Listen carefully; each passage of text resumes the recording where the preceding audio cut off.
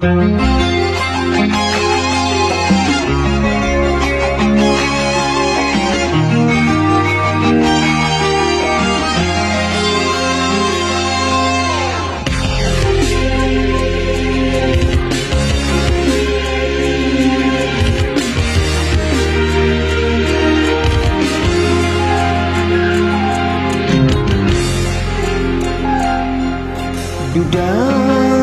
bukan, hujan bukan, tapi aku sedang kisah ranjang.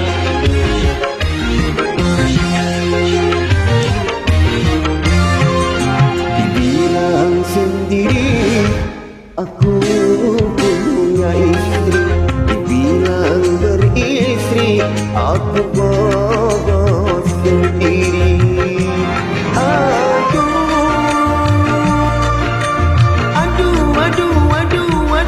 Aduh, mana tahan kalau begini terus-terusan. Istriku tersayang malah cemburuan, menuduh aku punya pacar lagi, menyangka aku tak setia lagi. Bilang sendiri aku punya istri, dibilang beristri aku bodoh sendiri.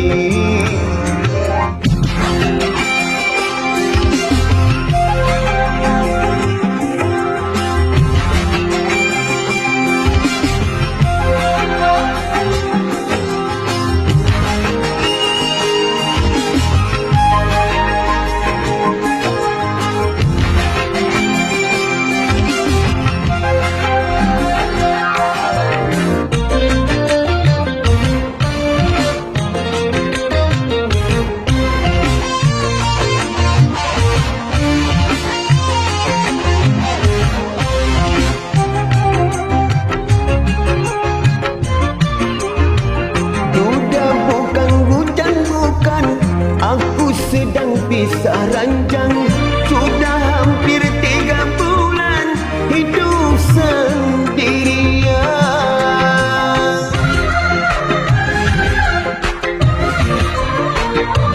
Tempat tidur ranjang besi, bantal guling jadi saksi.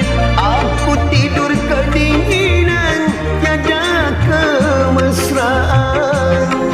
Miring salah, tengkurap salah, yang ada hanyalah gelisah.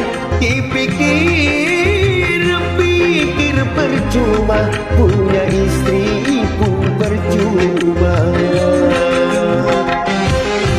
Bilang sendiri aku punya istri, dibilang beristri aku